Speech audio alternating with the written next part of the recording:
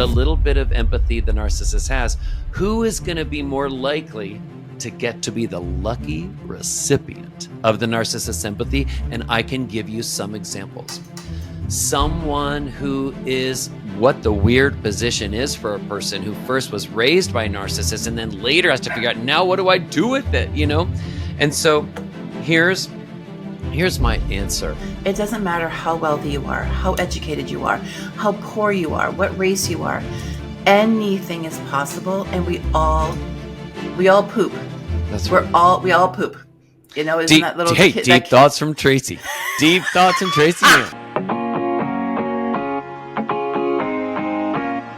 Because you were so kind to and you're so busy, I'm sure, that to reschedule with me was just, thank you. I appreciate it. You're awesome. I saw something that you did that was absolutely incredible. The article in Psychology Today and explaining why there is empathy in a narcissist. And I'd love to start with that, and we'll see where it goes, because I think people like me I'm like, well, they're not a narcissist because I do have empathy.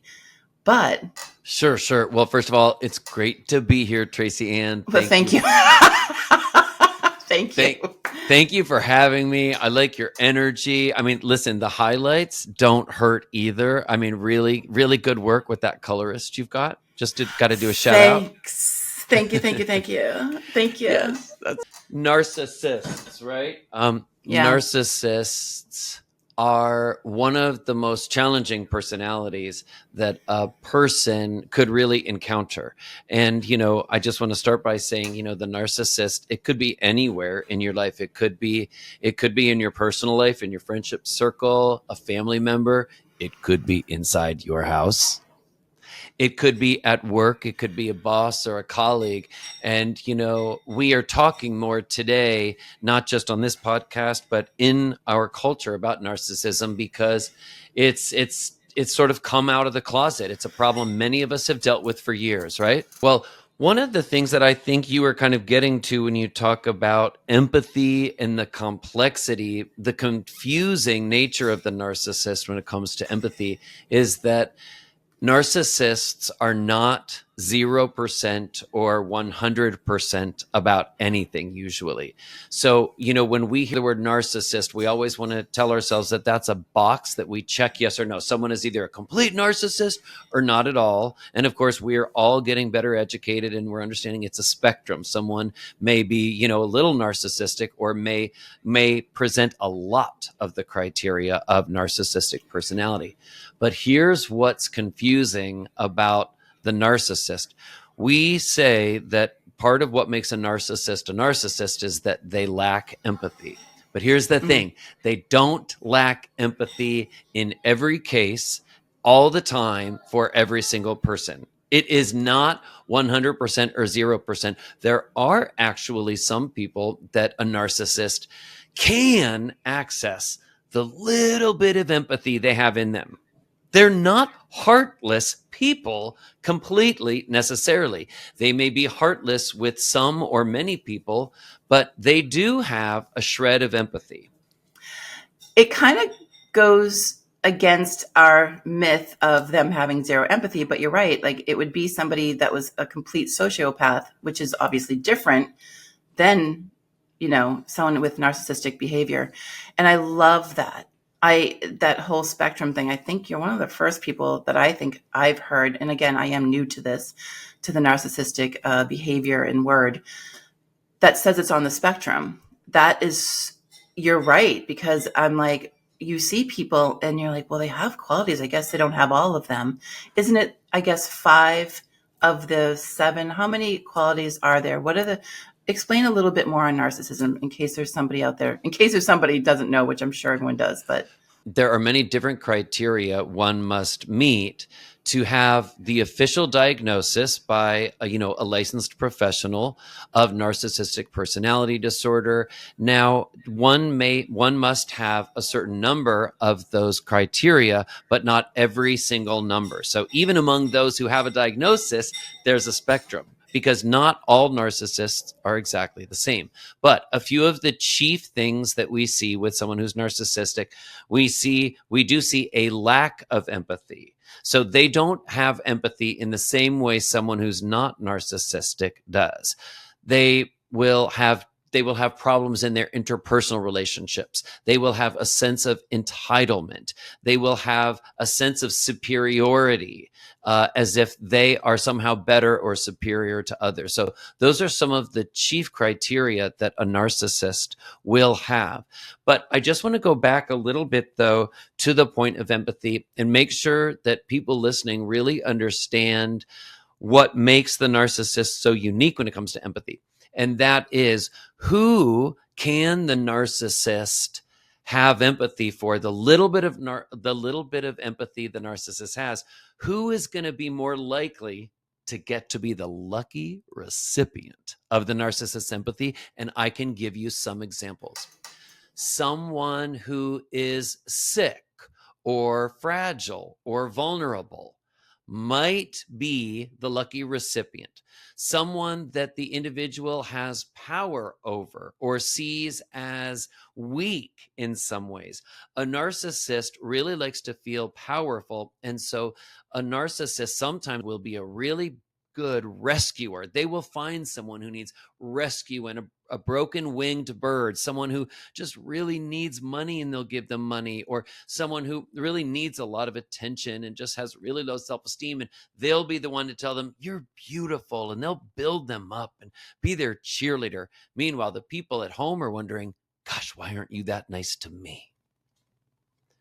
Wow.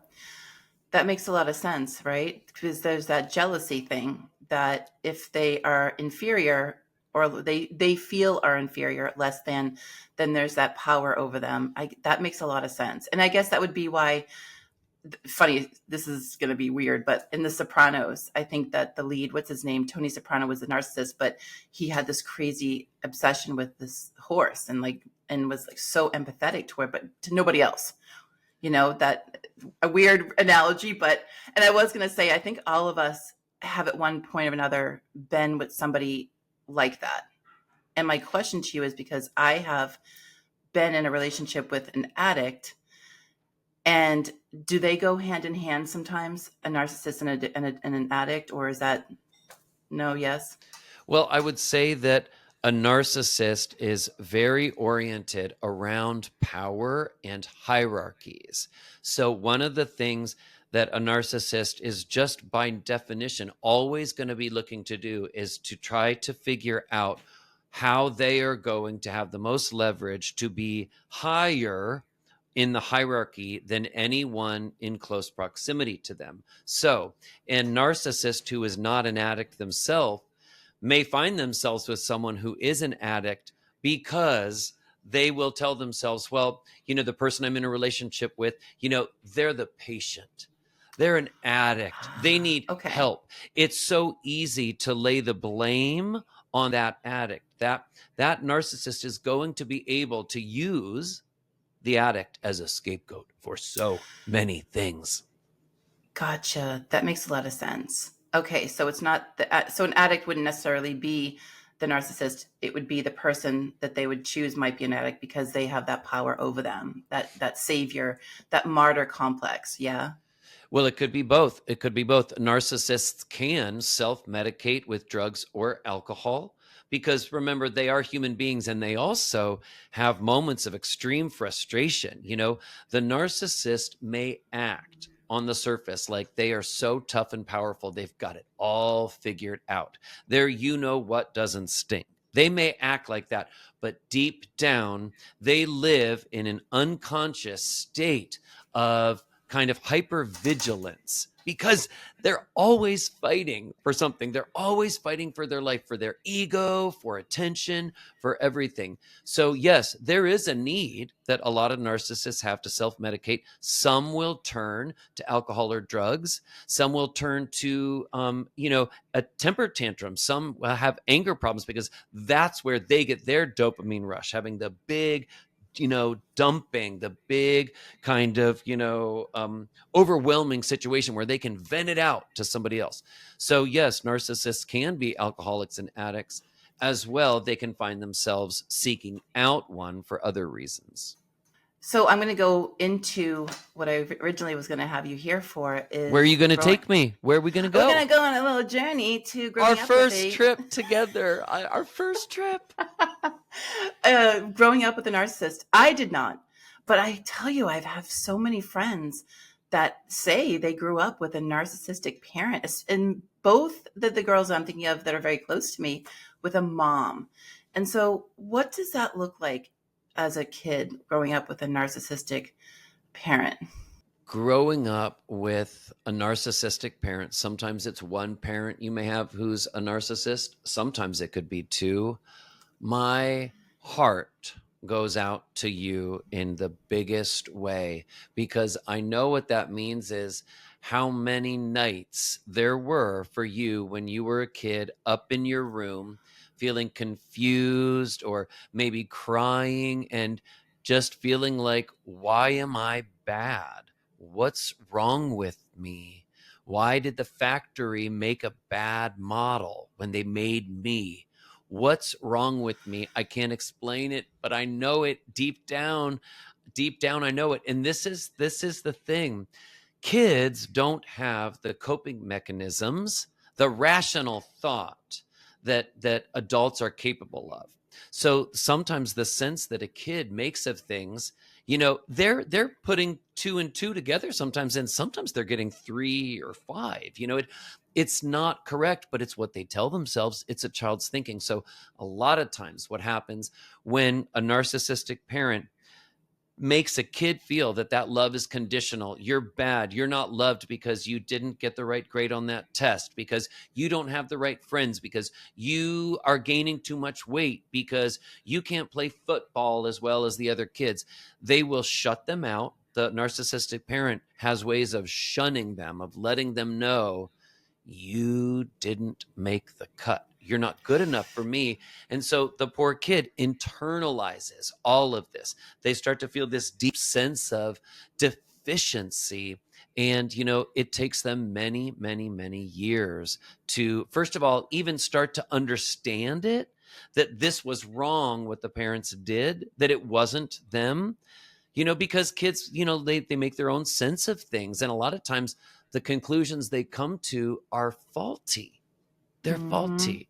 And so it's years. It is years. If you have somebody who grew up with a narcissistic parent, we are talking sometimes a 10, 20, even 30-year process of shedding that clothing. Isn't that nuts? I mean, our mind is so powerful, and when you get stuck in a pattern, it's hard to stop that pattern and that self-talk when you've grown up with someone like that, and the insecurities and the not untrusting. And to speak with these two girls that I'm thinking of right now, I mean, she still has issues that she is still, you're right, she's 50, she's in her 50s, and she still talks about it. She still goes to therapy about it. So my heart, I love you. My heart goes out as well, because I see the struggle and I see the bad choices that they've made. I hate to say a bad choice, but, and listen, it was bad for them. It was bad for them. And I say that the bad choices in men. And I think I heard you say in one of your articles in Psychology Today that no one's a monster. No one is trying to put anyone in a label, but when you start to understand, it helps you get to the recovery. And so when I say that they had this, and I brought up, and I know I'm rambling, but I brought up that whole thing with empathy, because for the longest time, one of them was like, well, they had this empathy for other people, so it didn't connect. And that's why I brought up that first, because it really, I was like, oh my gosh, you got to read this article from Dr. Seth Meyers. It's just, it talks about what your problem, like your issue, why you didn't think for the longest time. And so back to growing up with, this, and how you feel. Talk to me a little bit about those relationships and how that affects maybe your process of picking. Great question. Yeah.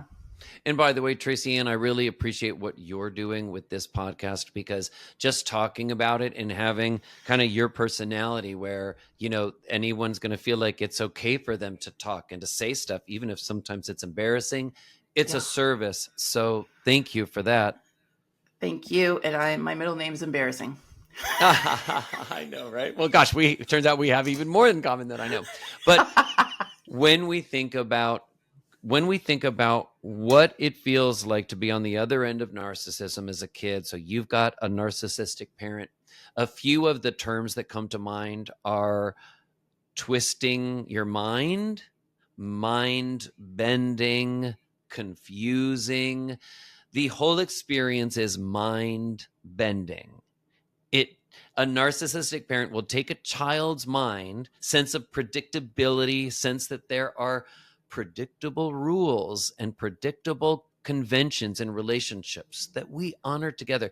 They will take those rules, the narcissistic parent, and they will bend them, zigzag. They will take those lines, a straight line, and zigzag them so that the child feels like, well, what are the rules? I can never figure out. I made you happy one day when I did this, and then I did the exact same thing another day, but then that time it wasn't good enough for you. And then you froze me out for a day and didn't talk to me or didn't introduce me to your friend when we ran into them at the market. And I felt like it was weird. Did you do that? Did you do that to upset me?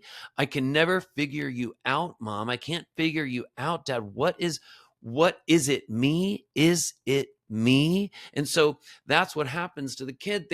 They have their world, their reality, their sense of order, predictability, goodness, trust. They have it, and it's bent. It is bent. It is contaminated. It is like taking a titanium rod and twisting it. And you're like, but titanium doesn't bend. Well, it does when you're the child of a narcissist. And so what happens later to these individuals as they grow up and they start to have good friendships or they start to have romantic relationships? Well, let's start here. Tracy Ann, what do you think their template for trust is? Do you think they trust those closest to them? No, they're waiting for the bend, right? They're waiting for the bend. That's exactly right. They're waiting for the bend. They're waiting for the other shoe to drop. They're waiting for somebody to pull the rug out from under them and say, ha, gotcha. Because that's what happens when you're the kid of a narcissist. Just when you have a good moment with mom or dad and you feel that sense of bliss, like how it should be. I'm walking with my mom or my dad and I feel loved by them. As soon as you start to feel too comfortable, it gets yanked out from under you and they do something that makes you feel as big as a peanut. And that's exactly what happens later, a lot of times in their romantic relationships. Whether it's a girlfriend or a boyfriend that you've got who's narcissistic, you'll start to feel comfortable, trusting. You may be laying in bed with them and having the most like sweet moment. You've just woken up and you're laying together and it feels trusting. And then all of a sudden they say something to you that makes you feel like, did you just say that to me? Wait, do you even like me? Again, mind bending. Yeah, that's confusing. And I think that as crazy as it sounds, it seems that somebody who grew up like that, it's comfortable. You're going to be attracted to that again. So how do you break that cycle? Yes, how do you break that cycle? You break the cycle by first gaining insight. So this is sort of the formula that I use. How people change. How does one change? Insight plus behavior change equals identity change. So the problem is ultimately in identity. Things get off track with us when we realize we're operating from an identity that something's wrong with us, that we're bad, that we're not good enough, that somehow we are cursed to have this inconsistent life. Maybe some people are happy, but I don't know what it is about me. I'm just kind of cursed. This is just the way it is. I don't know why, it just is. That's an identity thing. So you want to change the identity? First step, gain insight. Second step, start changing the behavior. So examples of how do you get insight? You do exactly like any listener or anyone who's watching this right now is doing. They start getting educated. They start listening. They are open. They start asking themselves questions like, why would I do this? Why do I keep going back to someone who's not good for me? They start asking questions. They start listening to people. I'm a professional. I am a licensed clinical psychologist. I care about helping people change. You are someone who is actually having a podcast to talk about issues that everyday people deal with. We are talking about things and with the hope of helping, of being supportive. So that's the first thing people can do. Seek out support. Talk to your friends.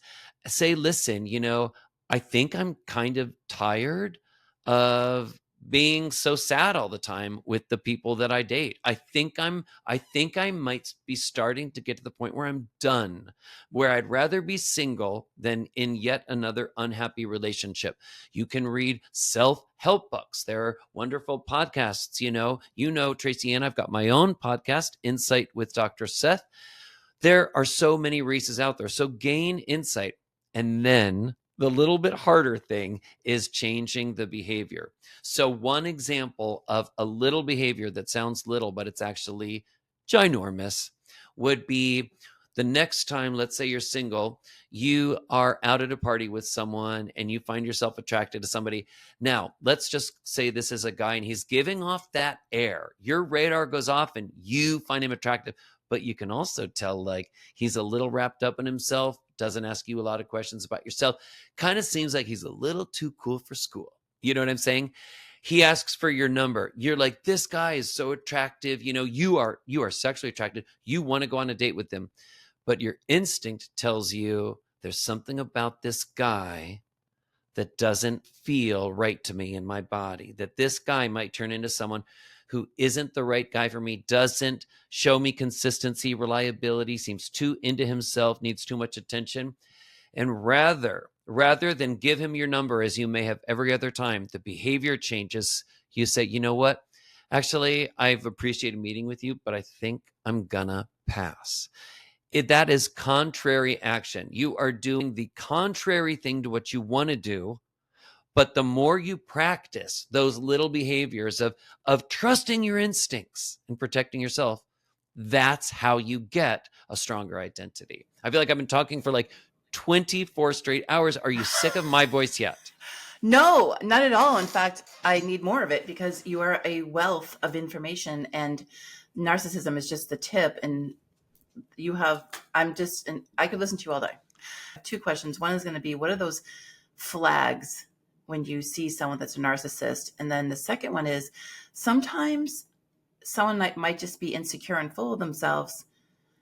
And how can you tell the difference? What are the difference? Like, what are the signs?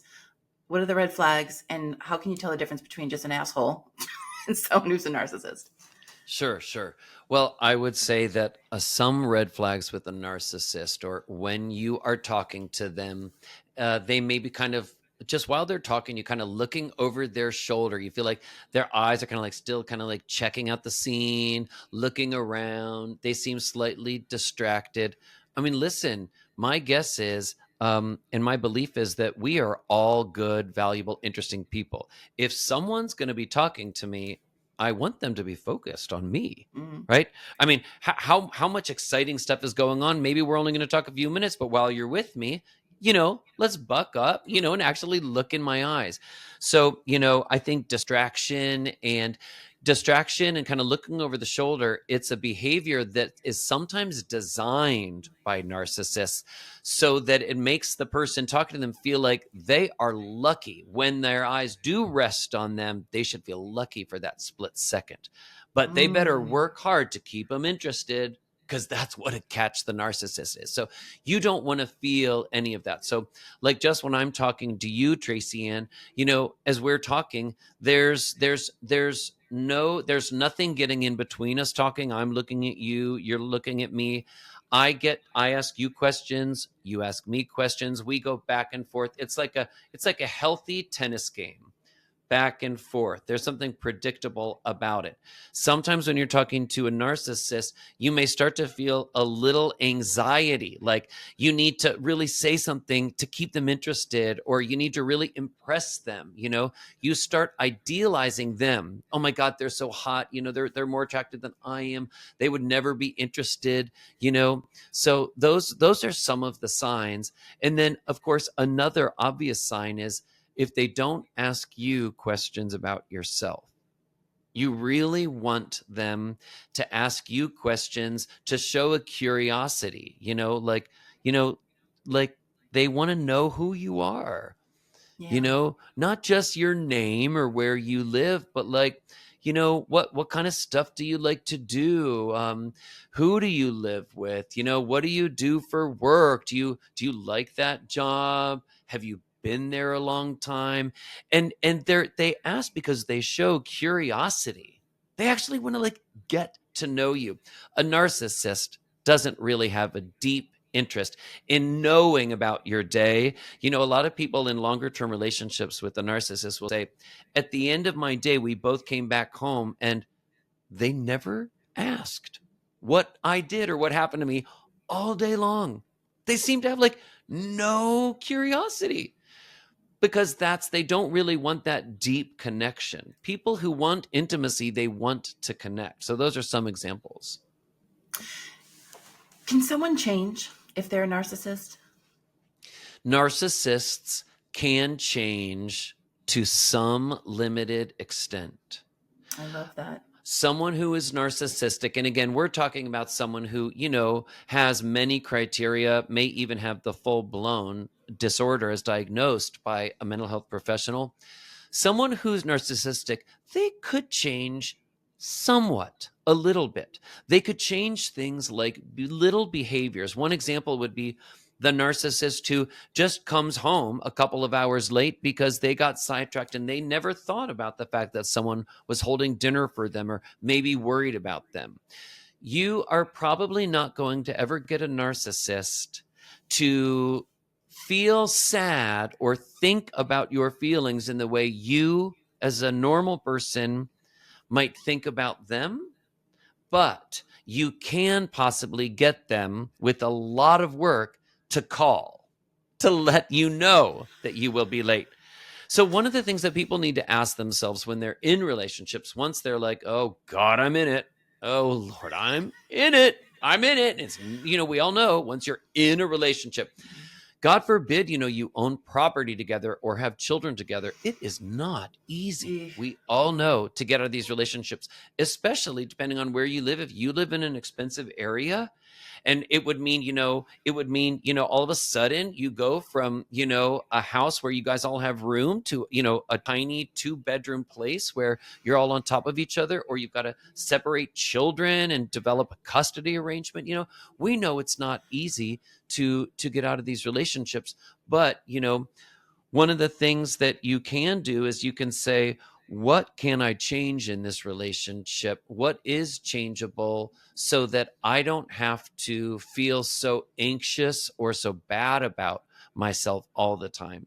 And some things that people in relationships with narcissists need to do is they need to start developing more of a life that's outside, an outside life. So, it's joining, a sports club or a sports league or a book club, starting to develop outside relationships of outside of the home, outside of that relationship, so that so they get more of their needs met, because the emotional needs are never going to be really filled in a relationship with a real narcissist. They're just not. Growing up with a narcissistic parent, could you possibly have traits yourself, or is it catchy? Like, can they grow up and maybe be narcissists themselves because it's all they know? I learned it's almost like an abusive, child who grows up and is abusive to their children. Is that something that happens? Well, it's a really important question because it's a reality. If someone has grown up with a narcissistic parent, it means for years they got indoctrinated into a type of treatment, into a bond or an attachment relationship that was contingent, full of contingencies and asterisks, like a legal contract, that has like 27,000 little footnotes. That's life with a narcissist, with your narcissistic parent. And so, yes, you are, because you've been on the receiving end of that treatment, you may be more likely in the future when you get upset to try to turn the same behavior on someone that you're close with. You may have a tendency to find yourself wanting to freeze someone else out and not talk to them for 24 hours, or feeling like, or treating them sometimes like they are inferior if they don't comply or obey with what you want, because a narcissistic parent wants compliance above all else. So yes, you are going to be more likely perhaps to do some of those things, but just because you have that predisposition doesn't mean that we have to give into it, and doesn't mean everybody does. Most children of narcissists end up getting educated about how this affects them. Most children of narcissists end up spending a lot of time listening to podcasts like this, or reading articles, or going onto a search engine and entering the search words, being raised by a narcissistic parent. So they will get insight. And as they become more aware of what this means, they can see it in themselves more. They can see like, oh my gosh, I just tried to do that with my boyfriend, and my mom used to do that to me. Or they'll say, I just realized I just tried to do that with a colleague at work, and that's exactly the way my dad used to talk to me and try to make me feel small. So we can be more likely to engage in those behaviors, but we just need to become aware of it, and then we can stop it. And confronting your parent is probably something that's not going to work out for them, right? If they truly are a narcissist. I mean, I don't mean confront like you're an asshole.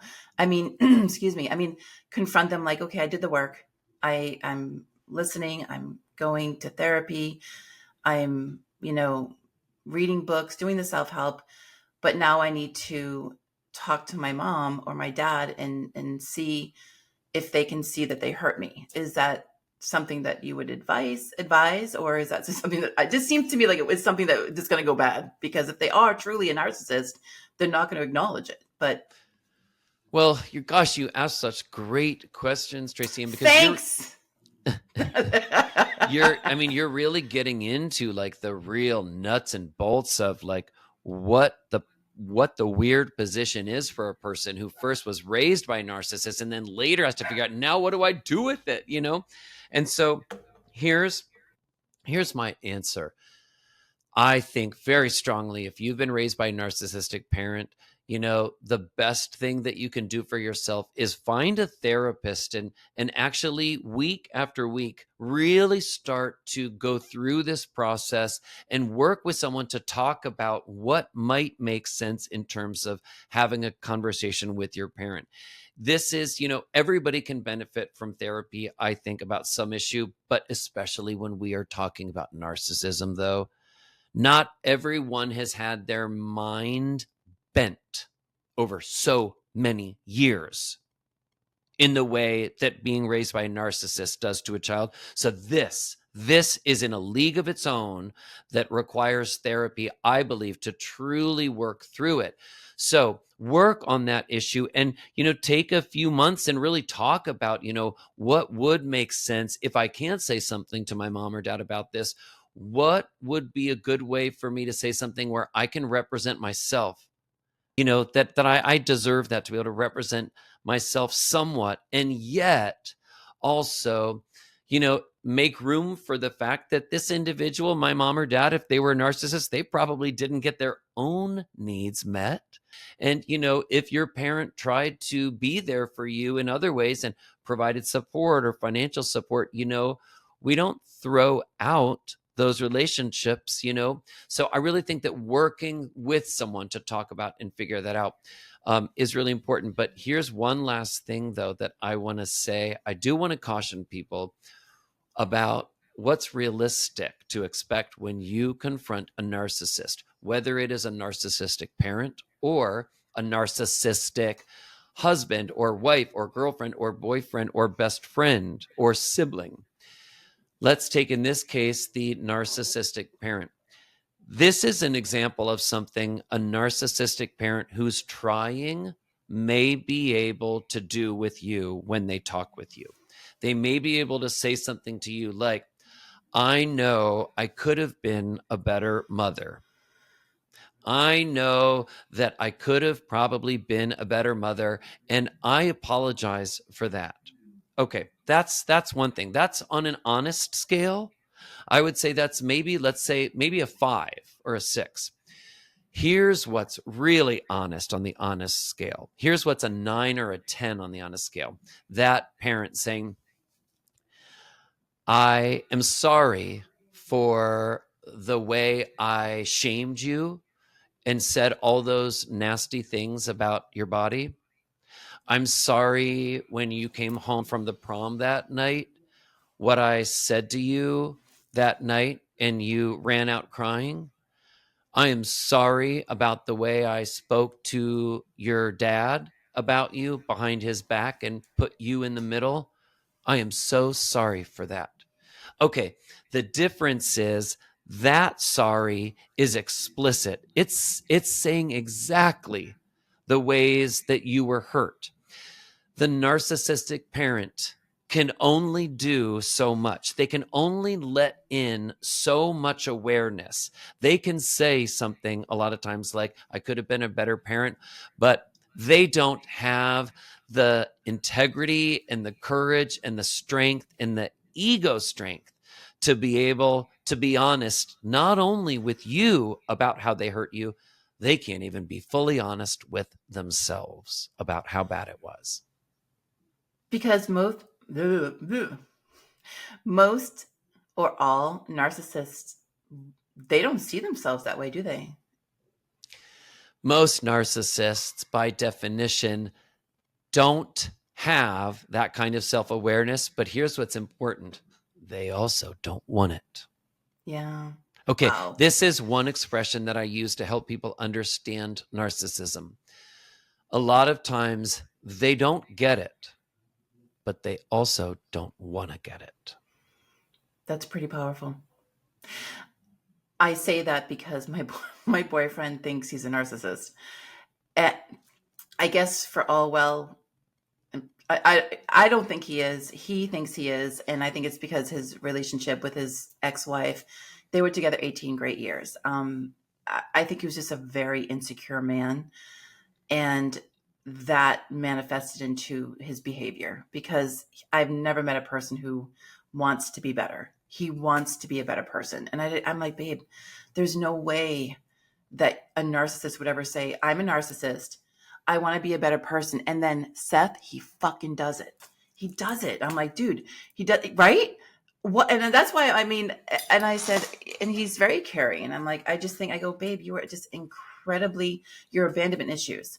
And that brings me full circle to when you are a narcissist or you're with someone, they're not gonna admit it, you know? And you could be with somebody who's just a complete and utter jerk, which I think he was with his ex-wife. I'm going to be honest. I think he was incredibly, he just thought that she was, as he should, that she was the most amazing thing in the world. And he was always going to lose her. And, you know, and then the other thing is, and correct me if I'm wrong, a narcissist would never date somebody he thinks is better than him, you know, and, or like really sassy. Like I just imagine they are attracted to people who are, you know, they perceive as weaker than them. Well, here's what I would say, again, not all narcissists are exactly the same. And so, narcissists can be attracted to different things initially. But here's the common thread, because that's what's most important for all of us at the end of the day to always come back to is what is the common thread? What is the root issue? And with narcissists, one of the things you can almost guarantee is that whatever the relationship is, it's not going to usually be an emotionally intimate or deep one. It's simply not. That's unfortunate. And I guess, and this is going to sound weird, but I grew up in foster care. I grew up in an orphanage. I was obsessed with my mom and hoping to see her again when I did see her. But I will say, I mean, I know that it is tragic. I'm in therapy for it forever. But I gotta be honest with you. My mom, as crazy as she was, she didn't have the capacity. She was bipolar. She didn't have the capacity. I think knowing that and her acknowledging that is amazing. The fact that she loved me as much as she did, like she was so opposite. She was like, you're like that goat. You climb that mountain every day, told me there's nothing you can't do. You just need to work hard. I mean, isn't that fucking crazy? And I gotta tell you, it's why I'm here today. And I feel like I have it better than someone who grew up in a relation, in a narcissistic, I feel like that is so beyond damaging, you know? Yeah, it's not a life sentence, but it does take Yeah. years to get over. It really does take years to get over. A lot of times people find by the time that, they're maybe 35, 40, sometimes even like 50, it takes that long to get to a place where they say, all right, I think I'm learning to find a little self-acceptance. I think that, I'll just share an example of myself when we talk about self-esteem. I had always thought that I was someone who had a good self-esteem, and I would have told you the reasons why. If you asked me, what is your self-esteem based on, I would have told you, well, it's things like, I was a doctor by the time I was 30, I was this, I was that, but they were all external things. It wasn't until I got to be about 40 that I looked closer at my life and I started to realize, wow, in some ways I actually had kind of a low self-esteem. And so it's taken me many years. I think it takes a lot of us a long time to Yeah, get to a solid self-esteem.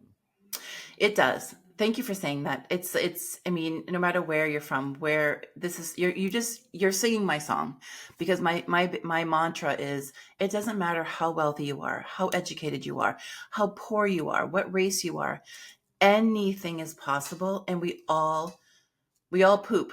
That's right. We all poop. Isn't that little kid, Deep thoughts from Tracey. Deep thoughts from Tracey Ann. Somebody needlepoint that on a pillow, please. No, it's a book. It's a children's book. We all poop. I'm not even kidding. It's basically to say that we are all the same, and we You all better have check the same. copyright on that, Tracey Ann. I don't even know what my train of thought was, but I think it was to say that it doesn't matter who, what, when, where, why. We are all capable of greatness. And it does come down to self-esteem. And from somebody who grew up in, I used to call it, I wouldn't allow people I literally wouldn't let people tell anyone I was a foster kid, or I would beat them up. I was so embarrassed of it. I call it the F-bomb. I'm like, and my sister, and now I play that fucking card anywhere. I get pulled over somehow in the conversation. I grew up in foster homes. Amen, sister I friend. play that card. My friends they're like, are you playing that record again? Are you playing the F? I go, yes, I am. Yes, I am.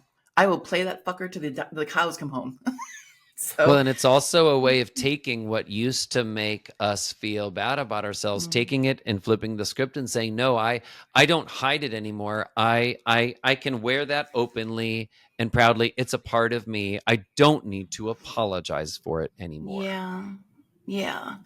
And it took a long time. Like you said, it takes a long time for you to get past those insecurities. And it's so crazy hearing you say, because you are a doctor, you're so smart, you have this wealth of information, you're a podcaster, you write for Psychology Today. Like and it's funny to hear you. Well, I guess it's humbling to hear you say that. So I actually say thank you, if that sounds weird, because there's probably people out there like, oh my gosh, this guy has it all. He's gorgeous. He's a doctor. Like, We I'm all sure have you our get. stuff, right? Yes, we do. I had a guest on, and she was talking about growing up in a narcissistic. Her part on this series is she actually grew up with a narcissistic mom who had narcissistic traits. I don't want to label anyone, and the confusion that you talk about, but specifically, you mentioned that you weigh this much or you look like that.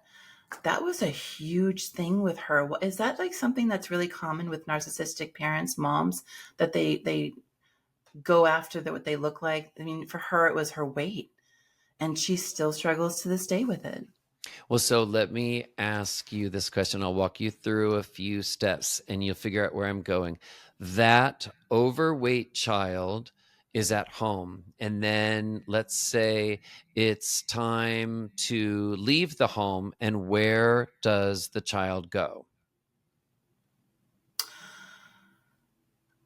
I don't know. That's a good question. Like, Okay, let so me ask that another way. Let me ask that yeah, another way. yeah, yeah. Let me walk you through a few steps so that we sort of figure that out. So you have an overweight child, and let's say the narcissistic mom is home with the child and saying something, and then it comes, Monday morning, and it's time for that child to go somewhere. And where does that child have to go Monday morning? The school. And people at the school will see that child.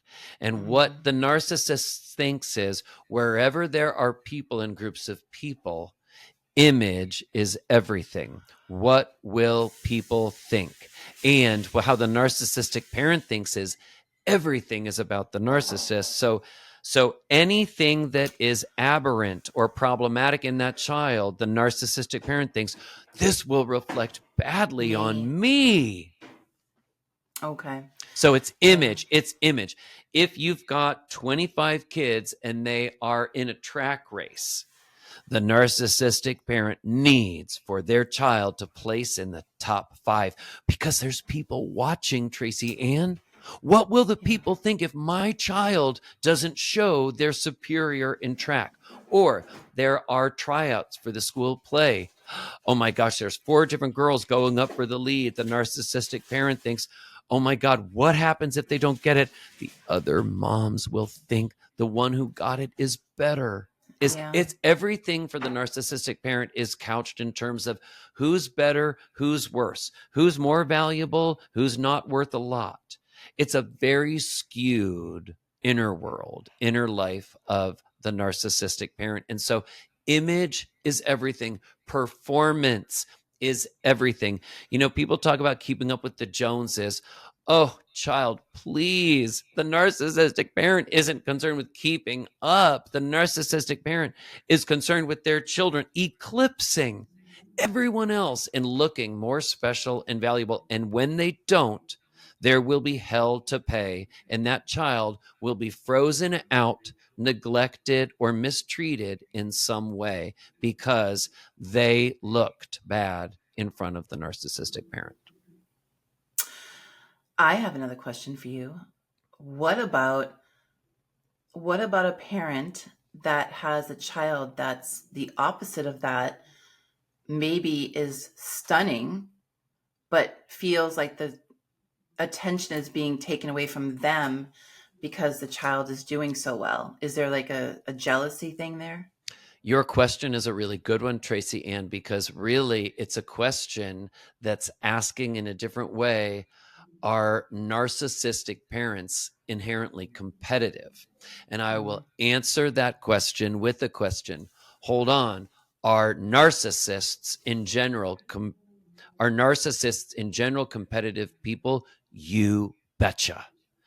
Narcissists and competition go together like hand in glove. So, a narcissistic parent, though a part of them wants their child to shine and be that shiny toy that gets so much attention and accolades. They may be prom queen or the star on the football team. It could be a boy or a girl, doesn't matter. So, on the one hand, the narcissistic parent wants that kid shine, but if they shine too much, then they become a threat and they trigger the part of the narcissist that is competitive, that says, well, hold on, I want you to be great, but you can't be better than me. And so then it triggers this really primitive, insecure, jealous part of the narcissistic parent where they start thinking, well, hold on here. I call the shots. I write the rules. And one of the rules is no one is going to be more powerful in this house than me. I'm going to decide. I'm the shot caller. I'm in control. So yes, a really shiny, impressive a really shiny, impressive child of a narcissist, if they're too shiny, can trigger all sorts of threat fears for the narcissistic parent. Man, okay. Thank you so much, Dr. Meyers. You are just amazing. And I am so honored that you came on and spoke about this very important, like you said, coming out of the closet topic of narcissism. What's your favorite smell? Gardenia. Is it really? I love gardenia candles. What is your favorite, I'm going to say movie, but that's too much. Okay. Favorite thing to do on the weekends that just really zen? Take my dogs to the park. I love that. Me too. I love my doggies. Okay. Anyone who's listening, first of all, thank you again, Dr. Meyers, for coming onto the show. And Thank you for having me. You bet. Absolutely. And I hope you'll come back again because you just have so much to give. And anyone who's listening, I'm going to leave all of his information down below. Please go check out his podcast. Please go check out his articles and his website, DrSethRelationshipExpert.com. Wonderful. You can go find him.